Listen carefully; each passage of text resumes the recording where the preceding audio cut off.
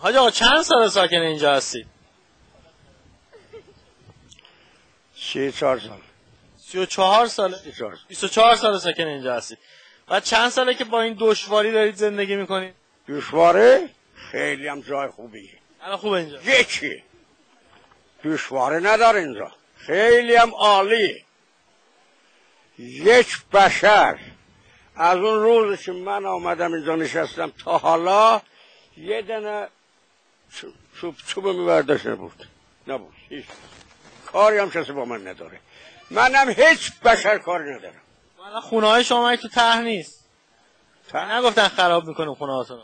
شما خراب میکنی؟ شهرداری من نفته خونه ها خراب میکنه. شهرداری چیه؟ اصلا اون چیه؟ اونو به من نشان بده. من نمیدونم، هر کدومش به من نشان بده اول. چیه جناب عالی؟ حاج آقا چه صحبتی با مسئولین دارید؟ خب یه مگر نمیگی رئیس شهرداری با اومده؟ من که شهرداری نیستم حاج آقا. و چیه؟ من اومدم مشکل شما رو بپرسم. مشکل ندارم من. مرسی.